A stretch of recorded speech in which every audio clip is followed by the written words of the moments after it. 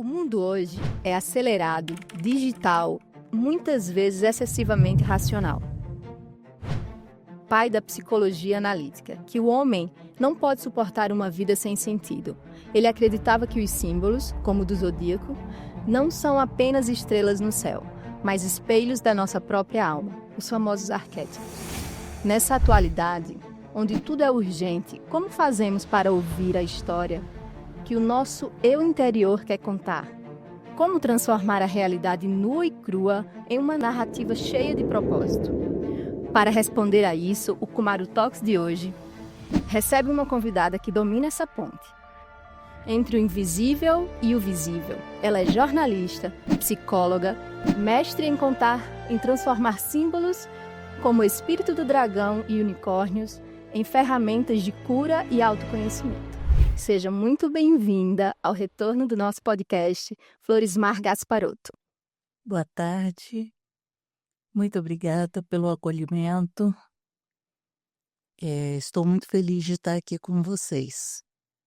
Eu queria iniciar, hoje a gente está voltando, né? Esse é o nosso primeiro podcast de 2026 do Kumaru Talks, e a gente vai iniciar contando a sua história, né? Então, para o público do Kumaru Talks, quem é Florismar Gasparotto, a Flor? Bem, eu sou uma goiana candanga, porque eu vim para Brasília em 1962. Então, na realidade, eu me considero muito mais candanga do que goiana. Eu tenho atualmente, dia 15 agora eu faço 74 anos, então eu vim para Brasília com 10 anos. Sempre vivi aqui, comecei em Taguatinga, depois mudei para o Guará, e assim foi. Hoje em dia, eu morei 40 anos no Lago Norte, e atualmente eu moro aqui na Asa Norte. E como é ser jornalista e psicóloga? Porque, assim, o jornalismo é muito a vida real, né? A dureza.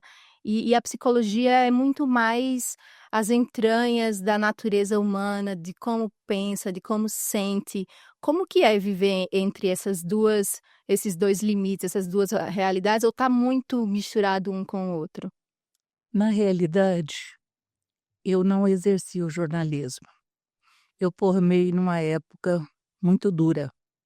Eu formei em 1978, que a gente não podia falar nada, não podia escrever nada, não podia nada de nada. Então, tudo era motivo de repressão. Então, e estudando comunicação na UNB, era mais motivo de repressão. Então, eu já trabalhava, eu preferi seguir no meu serviço. Em 1985, eu resolvi fazer psicologia. Meu marido é psicólogo e eu o acompanhava em vários eventos, em workshops, e me senti muito atraída. E então eu me formei, eu aproveitei muitos créditos e me formei em 89. Então eu fiz em 4 anos o curso. E atua? Eu atuei durante 22 anos. Primeiro, na empresa que eu trabalhei no treinamento, mas mesmo no período que eu trabalhava lá, eu já tinha o consultório. Eu trabalhava com adultos e com casais. Agora me fale uma coisa, Flor. Não ter exercido o jornalismo e ter se transformado em uma autora, tem alguma coisa que explodiu aí, tipo o não poder escrever a realidade daquela época, fez com, de certa forma, você escolhesse escrever fantasias hoje, tipo assim, contar a história um pouco mascarada, digamos assim, trazer contos que no final das contas querem falar alguma coisa. Como é que você vê essa relação do que não conseguiu acontecer no passado para o que você está fazendo hoje? Não, eu acho que não tem a ver. Não? Não, o que aconteceu é que eu sempre gostei muito de histórias. Gostei de ouvir casos, de ouvir histórias e de ler. Eu sempre gostei muito de ler. E quando eu tive meus filhos, eles gostavam muito de ouvir histórias. Eu sempre contei histórias para eles. E começou aquela história, eu contava uma história, eles pediam para repetir a história, e eu já tinha esquecido. Aí, não, mãe, não é assim. Não foi isso que aconteceu. Aí eu falava, então me conta, o que que aconteceu aqui? E a gente ia criando a história juntas. Aí depois disso eu resolvi começar a escrever as histórias que eu contava para eles. Novas histórias criadas. Eles não queriam história de livros, Hum. eles queriam história que eu inventasse. Depois vieram as netas com o mesmo pedido. Vovó, eu quero uma história que você inventa. E assim eu comecei a escrever, escrever, escrever. Eu tenho muitas histórias escritas e já tem as 15 coletâneas infantis que eu publiquei e 4 livros individuais independentes. E agora você está lançando mais 2. Não, eu tinha 2 e agora eu lancei esses 2. Mais 2, mais novos. Sim. 2 novos que vão sair agora, que é o Dragão O Espírito Dragão e e o o Urique. Unicórnio. Uhum. Como que é para uma psicóloga? O Espírito do Dragão fala sobre muito a parte do zodíaco chinês. É sobre isso ou não? Não, o Espírito Dragão é uma experiência de quase morte que eu tive. E então algumas pessoas falam espírito, outras pessoas falam que é parte do ser, outras pessoas falam que é uma energia. Eu vi a minha cirurgia do alto e eu resolvi contar isso, Uhum. mas de uma maneira leve, criativa. Então eu conto a história e eu escolhi o dragão porque é o meu símbolo no horóscopo chinês.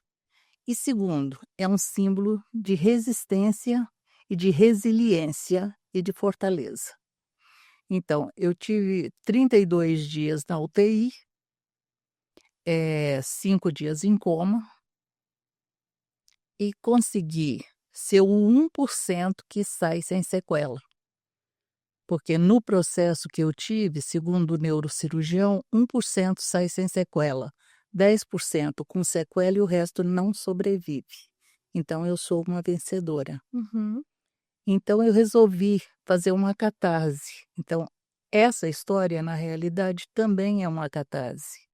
Eu contei de uma maneira poética, espiritual e leve e sensível. Uma história que é pesada.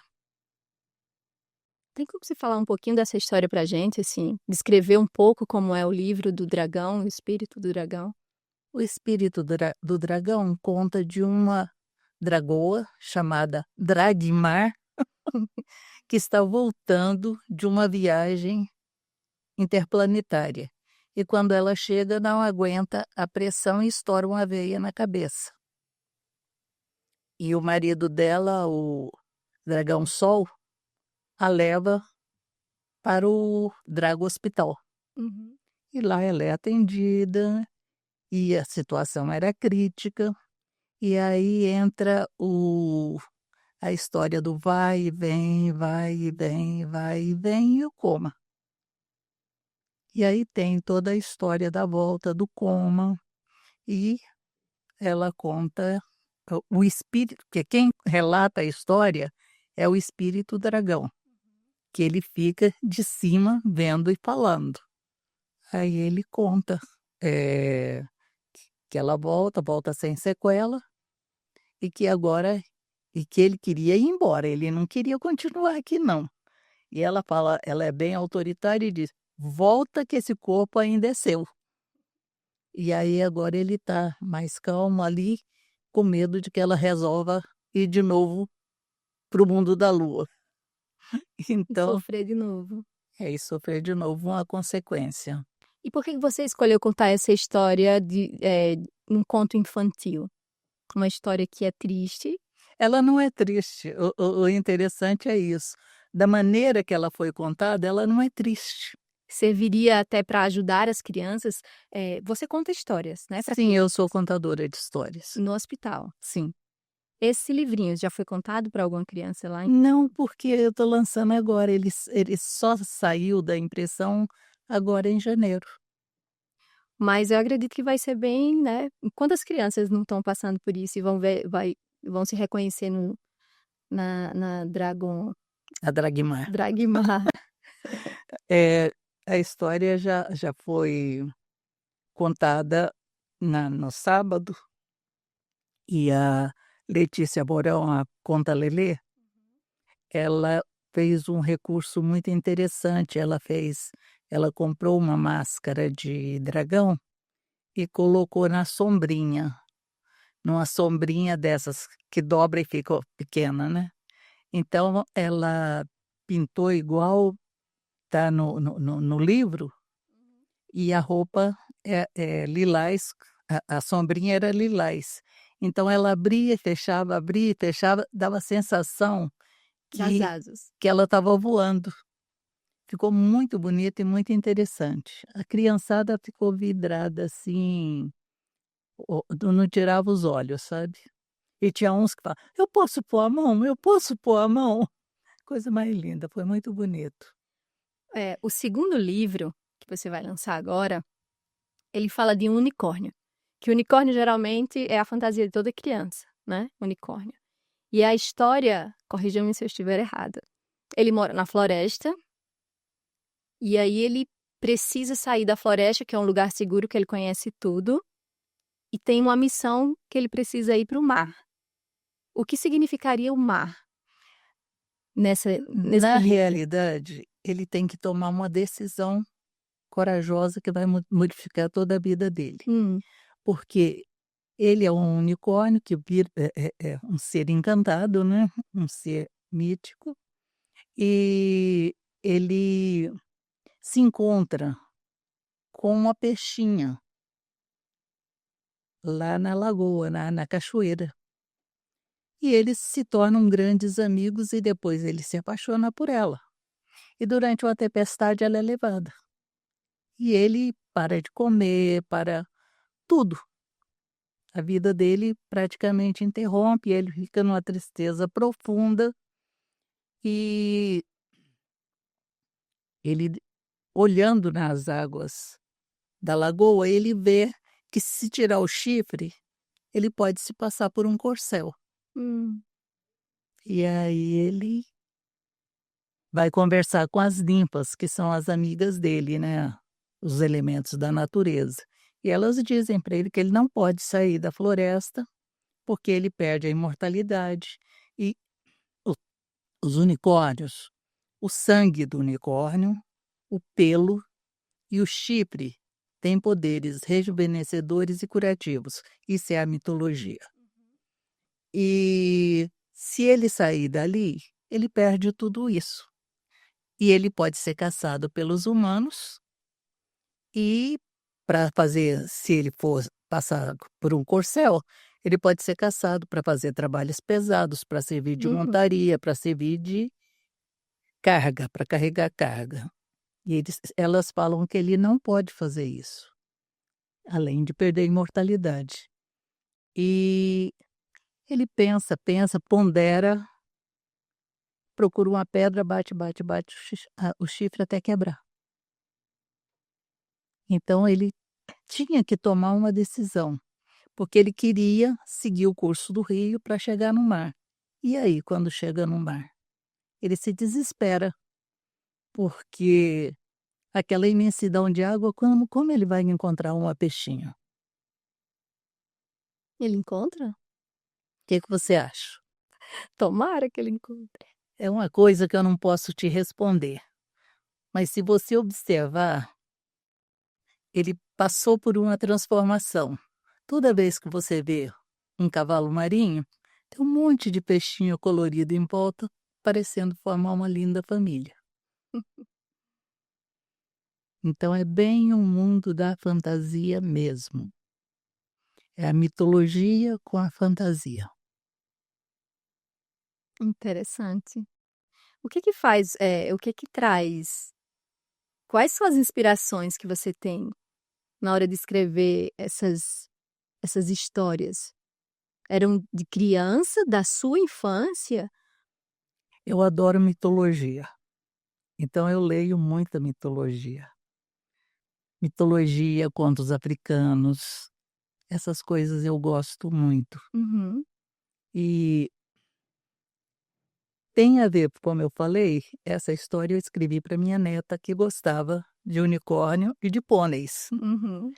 Então eu pensei em escrever uma história para ela sobre unicórnio. E foi com base nisso, pensando nisso, aí eu fui pesquisar sobre os unicórnios e tudo, porque fica parecendo que é fácil escrever, mas não é Não é, não. não. E literatura infantil é mais difícil ainda, porque tem muitas coisas que você tem que pensar, né, porque Uhum. você está transmitindo coisa para uma criança que está em formação de personalidade. É, sim. O que que ela vai pe ela assim, são nas primeiras histórias que a gente começa a imaginar o mundo, né. São nas histórias que nos são contadas quando a gente é criança ainda, que a gente tem a percepção de mundo, do que o mundo como que o mundo é, como o que a gente pode encontrar lá fora, né. É isso, aí teve uma pesquisa sobre o assunto para poder escrever, como eu fui pesquisar também sobre o dragão. Brasília tem muito autor, não tem? São muitos escritores de Tem, história eu infantil. faço parte também da Casa de Autores e do grupo do GAEB, que é Uhum. um grupo autônomo de autores brasileiros. Então Isso vem crescendo agora.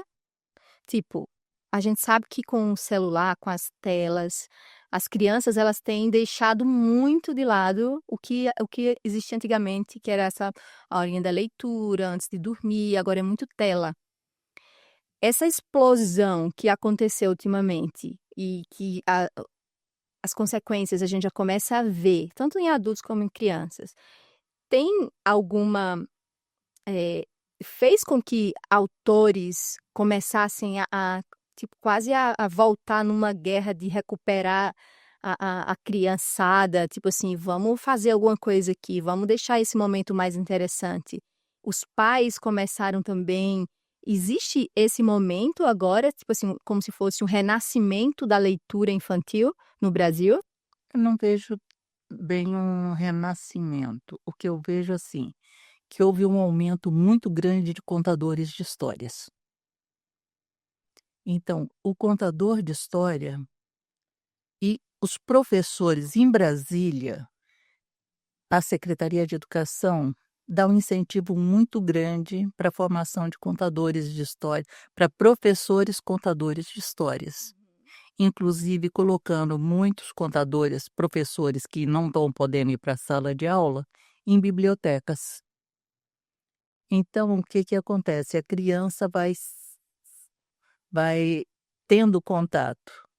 E os pais estão ficando mais conscientes e mais preocupados com os filhos em frente da tela o É. tempo todo.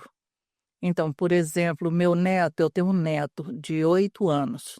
Desde 2 meses que eu conto histórias para ele. Ele foi no evento agora, ele não sabe ficar quieto, exceto quando é para ouvir história, ele fica paradinho.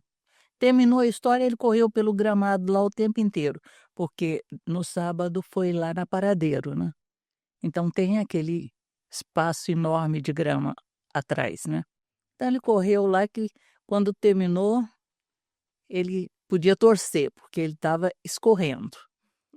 Mas a hora da história, ele estava quieto.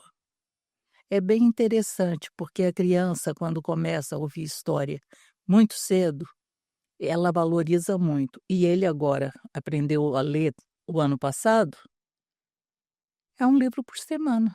Nossa, isso é um Ele sonho. está lendo eu hoje mesmo, ele queria aquele do Mike, eu comprei os 4.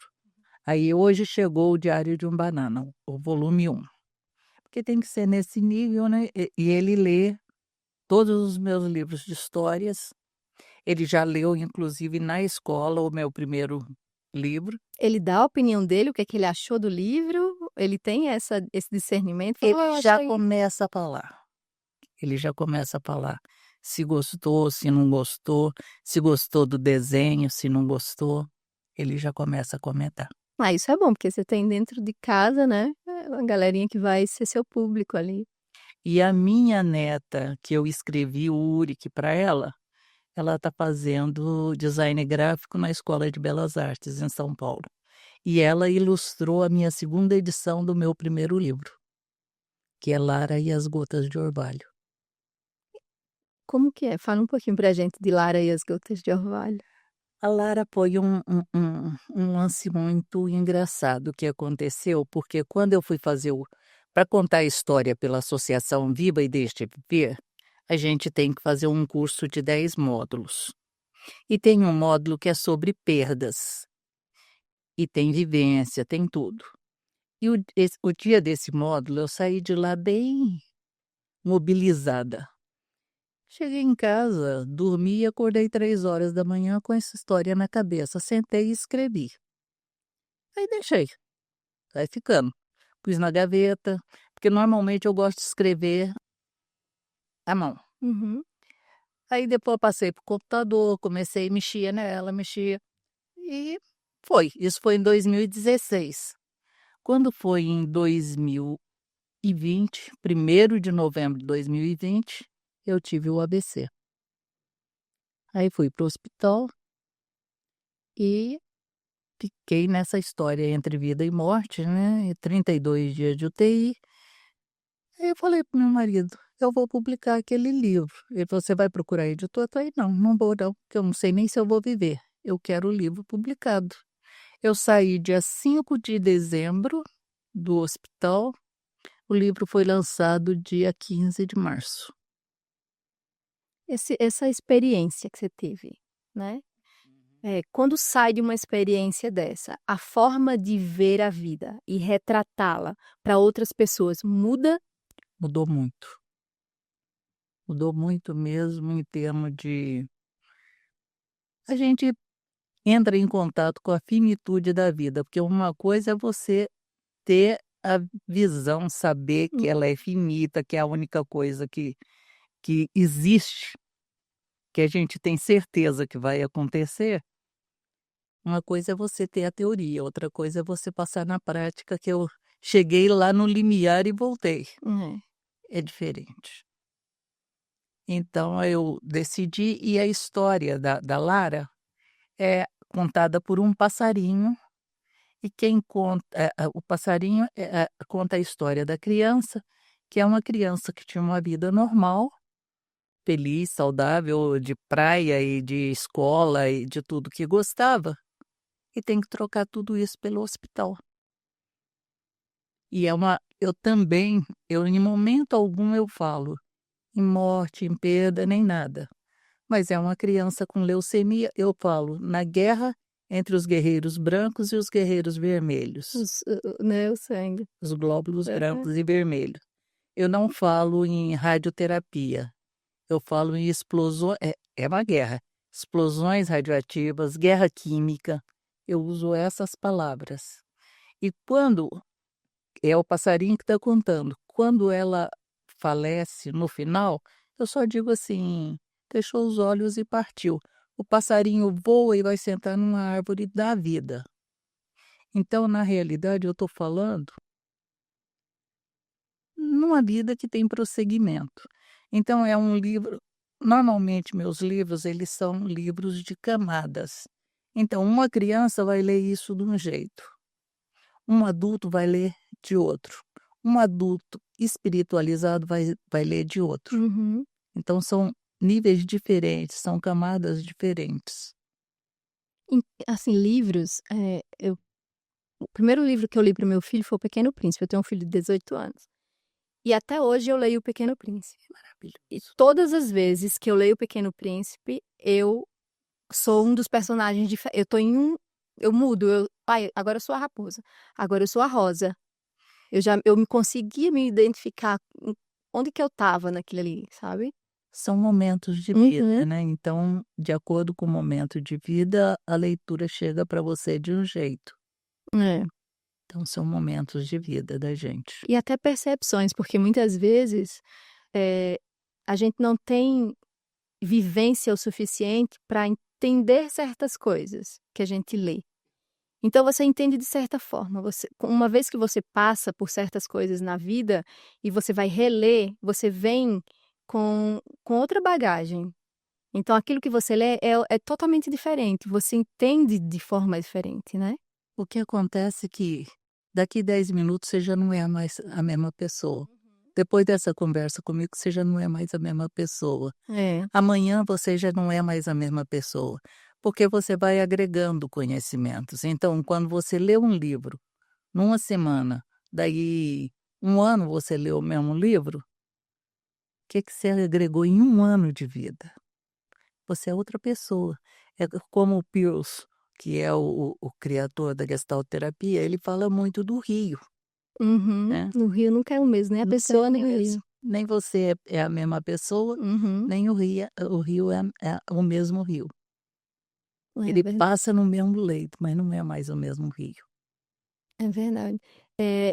Eu gosto muito de escrever, né. Eu escrevo coisas que estão passando na minha vida e o porquê que eu acho que aquilo está acontecendo. Então eu tenho um caderno, assim, e eu passei muito tempo sem mexer nele, muito tempo mesmo. E assim, alguns anos, né, sem mexer nele. Quando foi esse ano, final do ano passado, no final do ano passado, eu abri e fui ler. E eu percebi o quanto eu tinha me distanciado da pessoa que eu estava me tornando. E ler aquilo ali fez com que eu falasse assim: "Epa, isso aqui não tá bom não". Então, escrever o que estava acontecendo naquela época, a forma que eu estava encarando, o porquê que eu achava que aquilo estava acontecendo, como que eu estava reagindo e por que que eu estava reagindo daquela forma. E hoje tipo quando eu peguei ele o ano passado que eu fui reler, que eu percebi como que eu estava aqui. E fui para tão longe daquilo que eu pra onde eu estava indo.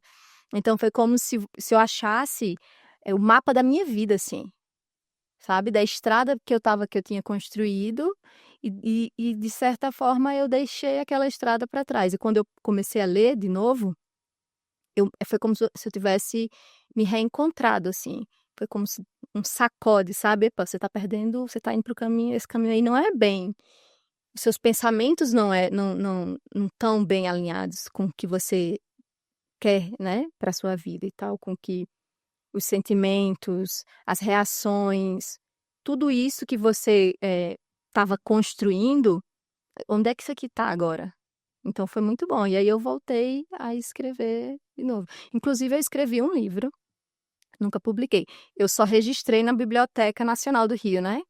Ele é registrado e tudo, mas nunca foi publicado, que era contando, eu tive um relacionamento que encerrou, e nesse livro eu contava a minha vida inteira, o que eu tinha passado e tal, não sei o quê, para explicar para aquela pessoa por que que eu tinha reagido daquela forma. Então eu contava desde o início, quando eu comecei a me relacionar e tal, não sei o quê, isso aconteceu, por isso que isso aconteceu aqui. Era como se fosse um flashback de tudo, e a partir dali, tipo assim, agora eu entendo o que foi esse erro aqui, então a partir de agora não tem mais como errar, porque eu sei, eu escrevi, ele existe, né. Uma coisa é quando você escreve, aquilo ali, às vezes a gente vive e acontece e você não pensa mais. Uma vez que você escreve, não tem como você correr Se daquela da materializa. não tem como você correr das letras, Uhum. que elas estão ali na sua frente. Então assim, eu acho que é muito terapêutico a escrita e a leitura também, e ouvir também, né. Eu tenho, como eu falei um pouco antes, hoje uma das minhas terapias tem sido ouvir histórias infantis, Leituras da Dona Pomba, que é Maíra Gadelha e a filhinha dela, e tem sido uma terapia muito boa, assim, é muito relaxante ouvir, né. Então me fale mais um pouco, assim, quais são os seus planos, como que você vê esse mercado da literatura infantil? O que que você acredita que deveria ter, ou se tá bom do jeito que tá? Como são as feiras, desse ramo, assim, desse nicho, né, aqui em Brasília?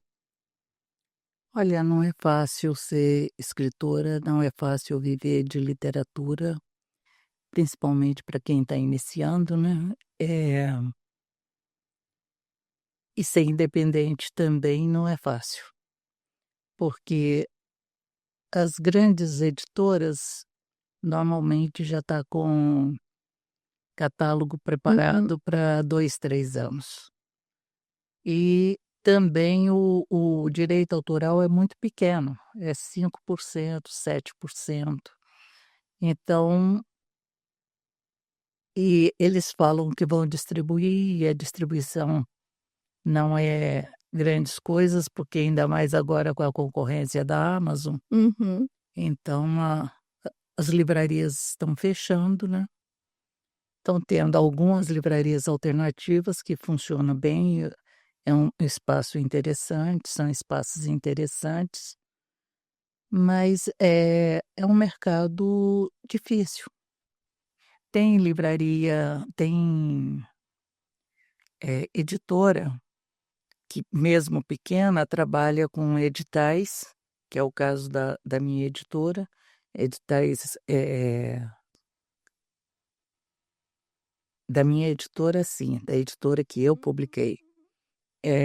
Trabalha com editais dos municípios, então vende numa quantidade maior.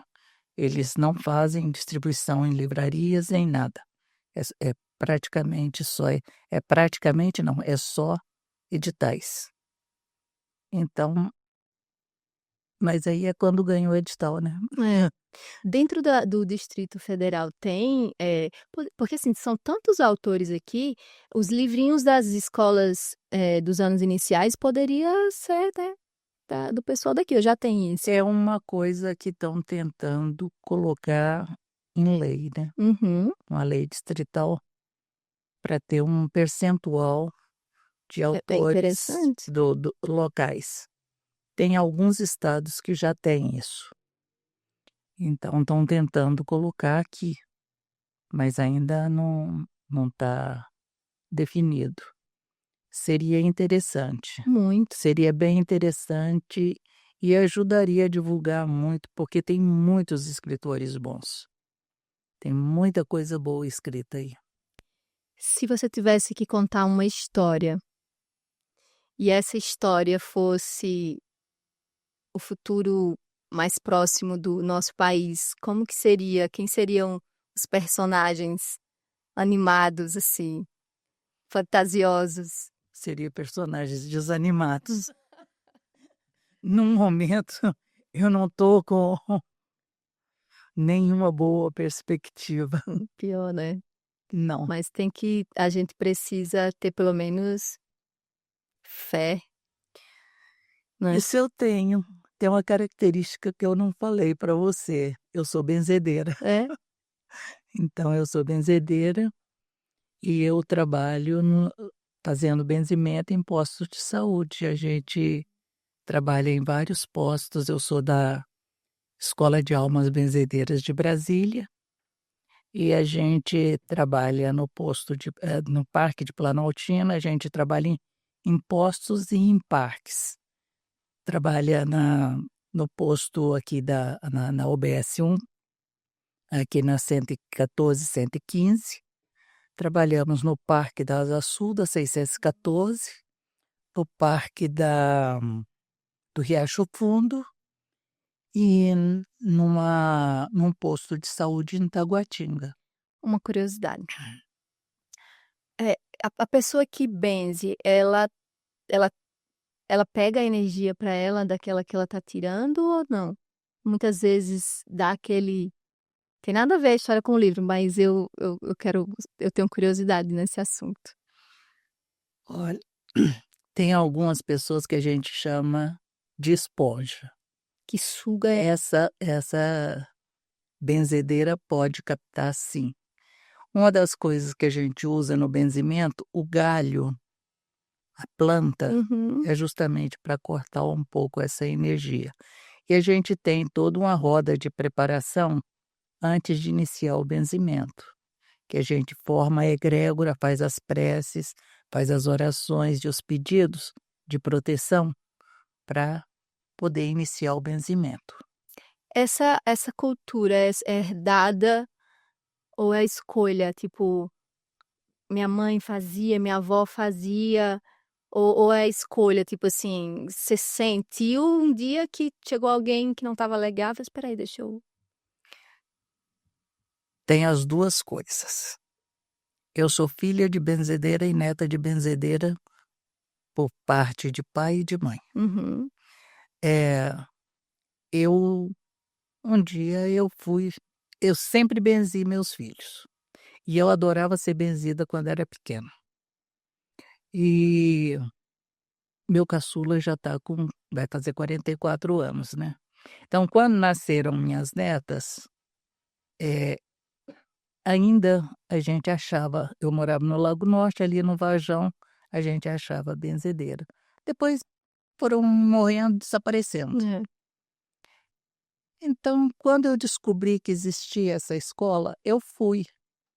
E quando cheguei lá, eu senti uma vontade muito grande de começar a benzer. Aí, então, lá a gente faz um curso preparatório também. Eh, não quer dizer que seja uma técnica. Uhum. Você é apresentado às plantas, às ervas e algumas orações, alguns tipos de benzimento. E aí depois você vai observando, observando até que você sentir que você está pronta para benzer. Ninguém fala assim: "Ó, você já terminou, você vai benzer". Não, você tem que sentir que está na hora. Uhum. Então, pode Também pode sentir que não... pode sentir que você quer ficar no apoio o tempo inteiro, Hum. você não quer benzer. Também é muito bem-vindo, porque tem vez da gente atender 200 pessoas.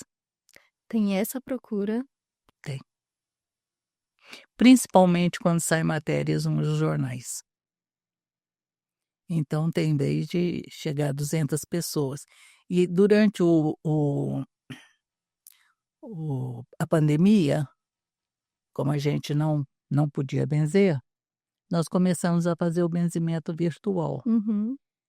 E mesmo depois que acabou a pandemia, nós continuamos com o benzimento virtual, porque tem gente do Brasil inteiro e tem gente do exterior. Então tem vez da gente atender mais de 1.500 pessoas. Com a modernidade, as benzedeiras, essa tá voltando ou tá diminuindo? Eu acho que está existindo, as pessoas estão tentando recuperar essa tradição, Aham, a eu ancestralidade, vejo isso. a busca, a as pessoas estão mais preocupadas em buscar essa ancestralidade, essas coisas mais antigas, as pessoas estão preocupadas mais em conhecer sobre ervas. Uhum. Então, quando dá um curso de ervas, tem muita procura. Também a gente chegou num momento que a gente, por exemplo, vou partir agora para o lado dos alimentos. Você entra num supermercado, você olha para um lado e para o outro, você fala: "O que é alimento?", né. Você não confia mais em comprar coisas que vêm empacotadas, eu evito. Tipo assim, pra mim se não saiu da terra pra eu comprar fica difícil, tem que sair da terra ou ser animal, né, assim que mas fica muito complicado, são pacotinhos, você vai ler aquilo ali, você não sabe nem o que você tá comendo, né. Os medicamentos da mesma forma, a maioria dos medicamentos, se você for levar, ele vem de alguma planta, de alguma coisa, então, os antigos eles já usavam isso. Né. Por que que a gente saiu disso e veio para a parte que prejudica, que estraga, não é? Indústria farmacêutica e Exatamente, dinheiro. exatamente. Eu sou bem a moda antiga, eu sou a do chá, a das plantas, eu evito tomar remédio. Enquanto eu conseguir evitar de tomar um remédio, vou estar evitando, assim. Eu sou bem dessas, assim. Eu também gosto de fazer isso. E é por isso que a Eu gente tá tomando um chazinho de eu não açafrão aqui. não gosto de remédio, Uhum, eu gosto de comida mais natural, mais planta, mais uhum. e assim, todos os dias que vai ter benzimento ou que eu vou trabalhar espiritualmente, Eu não como carne, não bebo, Uhum. né? Então, tem toda uma preparação também que tem que ser feita, né? Porque você vai doar energia. Não adianta nada também você doar uma energia que não tá boa, não tá equilibrada. As pessoas que estão benzendo, elas têm essa consciência de, tipo: "Hoje eu não tô bem, eu não vou, porque se eu for, eu vou", Normalmente a gente vai para receber, é? porque Mesmo quando tá dando. não, a gente vai para receber. A gente passa no benzimento quando não tá bem. Ah, entendi. Então a gente vai para receber. Ou então vai, recebe, fica ajudando na organização, porque tem que distribuir ficha, tem que fazer um monte de coisa, né. Vendo, assim, a sua história e ouvindo essa parte também, sua vida tá muito ligada à cura, né. Sim. Até livros, os livros, a sua vida passou por cura. As histórias que você traz para as crianças, ela é um segurar na mão enquanto elas buscam a cura, é entender os caminhos que até muitas pessoas chegam para pra se benzer, porque estão se sentindo perdidos e sem saber para onde vai, as coisas estão complicadas. E tem uma certa conexão dos livros e dessa parte espiritual, né, da cura. É, na realidade, psicólogo Uhum. é cura, É, benzedeira é é cura. cura. Então eu acho que é o que eu vim para fazer. Quando, alguns pacientes que chegam lá, assim, você consegue identificar que você está precisando de uma benzedeira? Já teve isso? Muito, Porque tem gente que tem preconceito, né. muito, mas, a gente tem que saber o espaço de cada um e Uhum. se é possível ou não falar alguma coisa do lado espiritual. Então, ali é um consultório de psicologia. Eu sou a Uhum. psicóloga, né. Então, não é para qualquer pessoa que eu falo, não é para qualquer pessoa que eu entro nesse assunto. Se a pessoa traz o assunto, é uma coisa. Como que a psicologia vê o zodíaco chinês? Voltando para o livrinho do dragão. Olha, a gente entra nos símbolos do Jung, né. Uhum. E o Jung, dentro da simbologia do dragão, o dragão é força, é poder, é resiliência, né, é resistência. E foi mais ou menos isso que eu vivi, Sua trajetória, né. a minha trajetória. Se você tivesse que contar a sua história hoje, a sua, como que você falaria hoje para as pessoas que vão lhe ouvir aqui? Se fosse uma curta história, resumida, como que você falaria da sua história?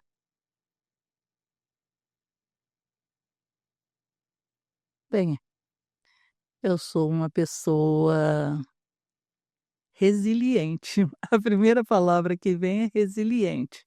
E na realidade não é dragão, eu seria uma fênix, né, porque eu saí das cinzas.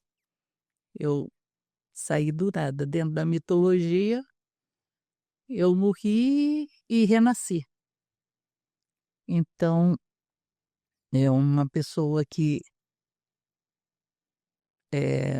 sobreviveu, né. Teve essa essa eu digo, como que é? Não é nem dom não, é uma Tipo a dádiva, a dádiva, era isso que eu queria dizer. Teve a dádiva de chegar na porta e ser mandada de volta. ver o ônibus e não subir.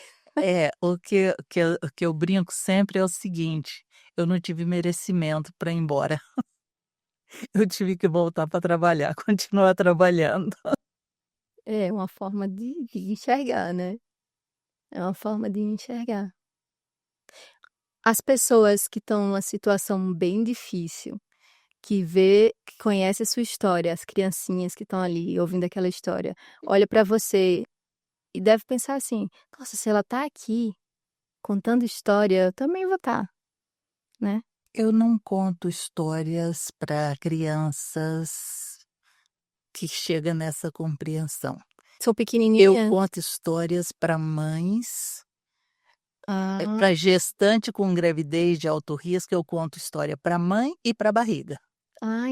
E entendi. conto histórias para mães com bebês prematuros. Eu conto para mãe e para o bebê, mas o contar história para bebê prematuro não é pegar um livro e contar história, é você cantar uma música Uhum. suavezinha, é colocar uma música na caixa de música e falar com ele. E o que é interessante é que muitas vezes aquelas crianças que a gente contou para mãe com gravidez de alto risco e ela teve o bebê prematuro, eles parecem reconhecer a voz da gente. E Sério? pelos estudos que já foram feitos, pelos estudos científicos, eles reconhecem, porque a criança, a partir do sexto mês da gravidez, ele já ouve. Ele não reconhece ele não sabe o sentido, Uhum. mas o som ele reconhece. Eu apresentei um trabalho no Congresso Internacional de Literatura Infantil e Juvenil, em 2023, em Ouro Preto, e era contação de história para bebê ainda no ventre. E o ano passado, eu apresentei no 8º Congresso Internacional de Literatura Infantil e Juvenil em São Luís, contação de histórias para bebês prematuros. Nossa, eu não sabia que tinha. A Associação Viva e Deixe Viver trabalha com crianças em situação hospitalar, Uhum. mas o diretor do HMIB verificou que as mães com bebês prematuros, elas estavam ficando depressivas depois do horário de visitas. E ele pediu se a gente podia contar a história. Então foi o primeiro projeto da Viva para contação Interessante. para adulto. Então foi montado um projeto que já existia há 2 anos quando eu entrei na Viva, em 2016, mas era tocado por uma pessoa só, porque tem muita situação delicada. Eu imagino. Então tem que ter um Um uma conforto, né. sensibilidade para lidar com essas mães. E eu me dei muito bem com essa pessoa, e a gente hoje em dia é amigas e irmãs. Então, porque primeira coisa, o voluntário para contar histórias para elas, o nosso horário são 2 horas de voluntariados. Nós não temos horário de sair. A gente entra às 5h30, a visita acaba às 5h, a gente entra às Uma vez por semana? uma vez por semana, a gente entra às 5h30, mas já teve vez da gente sair de lá 9h30 da noite, porque contou uma história, mobilizou uma mãe, ela quer contar a história dela, ela conta, a outra quer contar, e a gente tem que ficar. Então aquela pessoa que está o tempo todo olhando no relógio que tem que ir Uhum. embora, É. não serve, não serve. Então tem assim umas coisas bem específicas para trabalhar com elas, porque elas já estão numa situação tão delicada, porque primeiro, tá ali com um bebê, ou tá na UTI, ou tá ali na incubadora, ou tá Uhum. medicado que não sabe, ela não sabe se aquela criança vai sair ou se não vai sair, se ela vai sair com o filho ou se ela vai sair sozinha. Então, a depressão também delas era porque muitas delas não recebia visita porque não eram de Brasília, era do entorno, Hum. era da Bahia, era de Minas, vem muita gente de Unai, de Goiás, então elas não recebiam visitas. Ou então aquela história, recebeu visita, o pessoal está indo embora, tem outros filhos em casa e ela tem que ficar ali. Então, era as situações que nós fomos trabalhando e conversando com elas, tinha muito a ver com isso. Então, assim, elas estão numa situação de fragilidade. Então tem que ter muito cuidado para trabalhar com elas, para É. Até as histórias para contar, a gente escolhe muito bem escolhida. Não pode ser qualquer coisa. Pra não ser inconveniente às É, vezes, né? por isso, essas histórias, Uhum, a do Uric, dá para contar, mas as outras não. Não é o momento adequado, uhum. não é a história adequada. Flor, então falando da sua trajetória, eu queria falar um pouco sobre premiações. O que que você pode me contar sobre as premiações que existem hoje em dia e as que você está envolvida? Bem, existe um prêmio para contadores de histórias, que é considerado o Oscar dos contadores de histórias. É o prêmio Baobá. Eu recebi o prêmio Baobá em 2023, na 7ª edição, que foi em Fortaleza.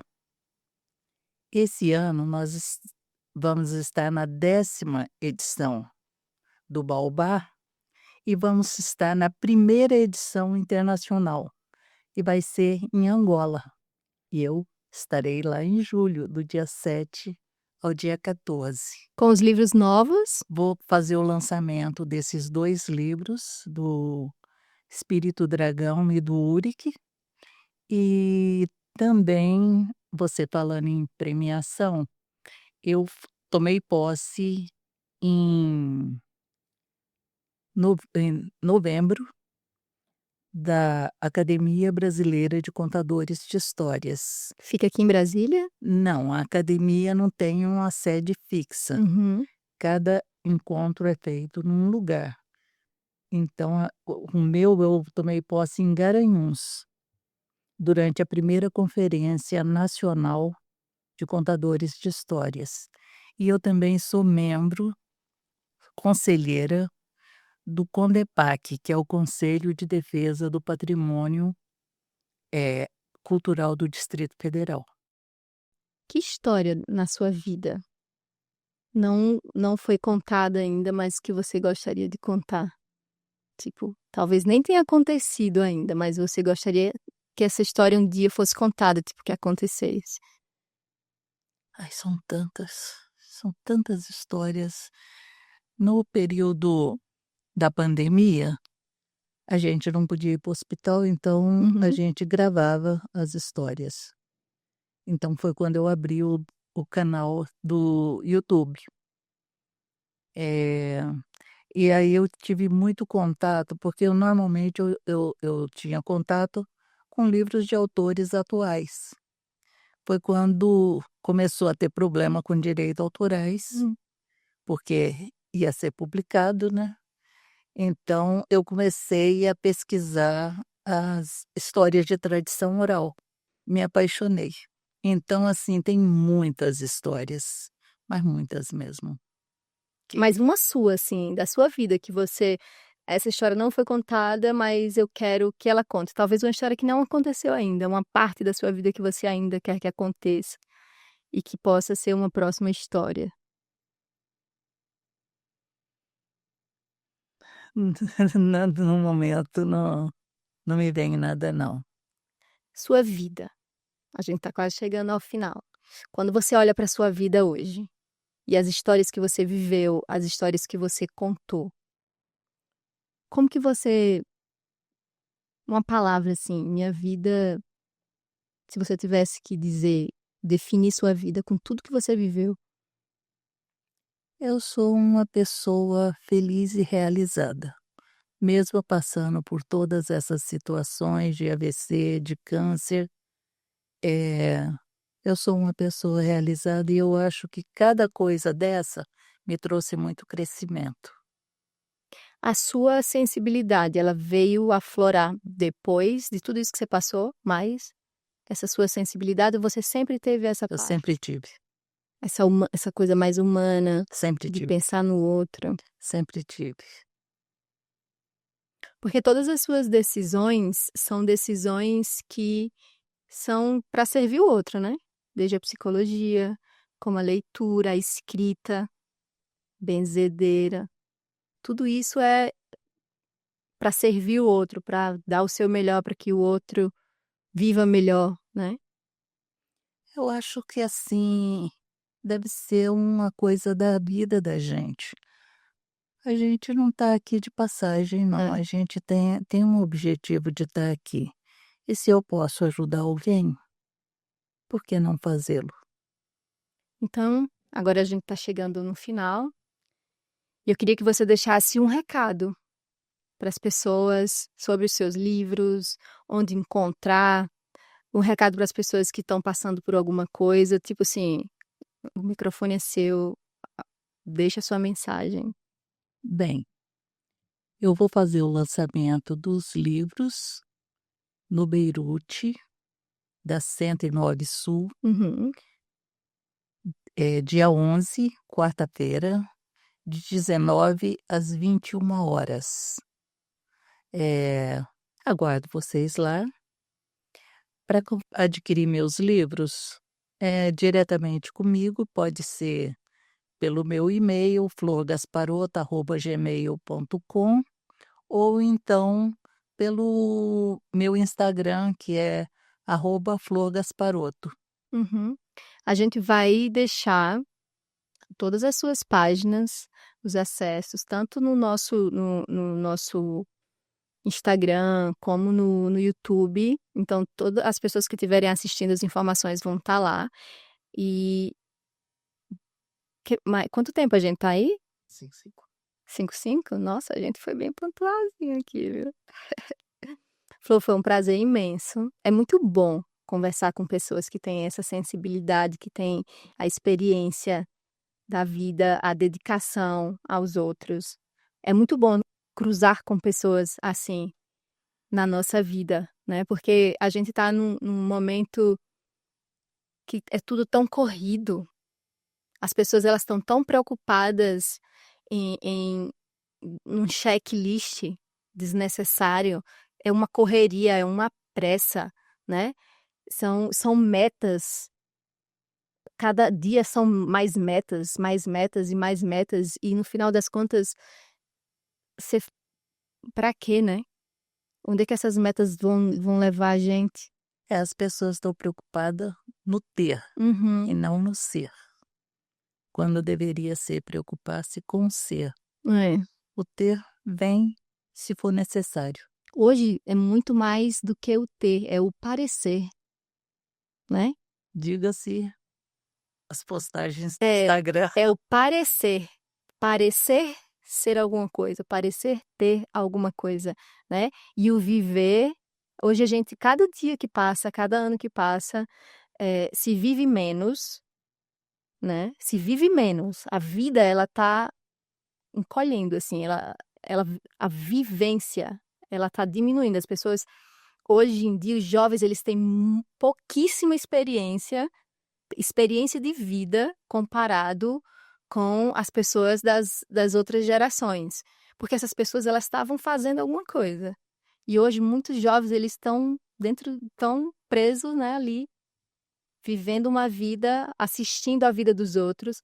Eu acho que essa geração vai ser a geração que passou mais tempo assistindo a vida dos outros do que vivendo a vida deles. Eu acho que tem uma coisa também, nós, pais, que fomos muito repreendidos e muito. Tive uma criação draconiana, né? Então a gente quis dar uma vida diferente, mais liberdade, mais tranquilidade para os filhos. Então, eu tudo que eu tive, tudo que eu tenho, eu tive que construir. Uhum, Meus filhos não passaram por isso. Então, isso aí é vivência que a gente vai construindo através do trabalho, através do dia a dia. É uma coisa você ter que, quando eu casei, o dinheiro do meu marido era para colocar combustível num Gordini que a gente tinha e que ele passava o fim de semana consertando o Gordini. E o meu salário era para pagar o bandejão e comprar aí o aluguel. Então, fim de semana a gente pelava boia na casa da minha mãe ou na casa da mãe dele. No carro que ele estava consertando. Ele ia para casa da mãe dele consertar o carro e a gente pelava boia lá. Então era uma vida batalhada, uma vida dura. E antes disso, eu morava no Guará, Uhum. estudava na UNB e trabalhava no aeroporto, sem carro. Sem carro. Eu aprendi a ter o cabelo, meu cabelo era comprido. Eu aprendi a ter o cabelo curto, porque eu trabalhava de 18 a 0 hora. Aí, só para voltar para casa que eu tinha condução, mas eu era a última a ser deixada. Hum. Então eu chegava em casa 1 e pouco da manhã. E o ônibus que passava e que ia até o UNB, ele passava às 7h15 da manhã. Então eu tinha que acordar e tomar banho. Eu tomava banho frio. Então eu cortei o cabelo, usava assim, curtinho encaracolado, para poder acordar, Para dar tempo. para dar tempo. Eu dormia de 1 e pouco até 6 horas. Então, hoje em dia as pessoas olham e falam: "Ah, mas você não sabe o que é morar em Taguatinga e estudar na UNB". Eu falava: "Morar em Taguatinga, estudar na UNB, ou morar no Guará, estudar na UNB e trabalhar no aeroporto sem carro". Era isso.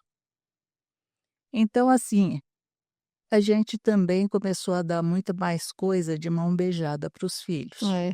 Não sou contra, não. Meus filhos, eles sabem reconhecer.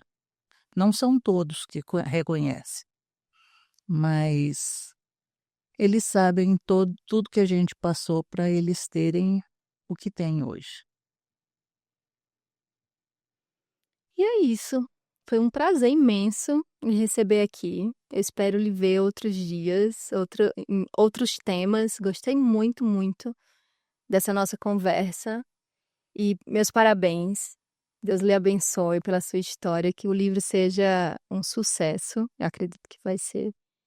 E é isso, pessoal. Aqui estamos nós com mais um Kumaru Talks. Por hoje é isso.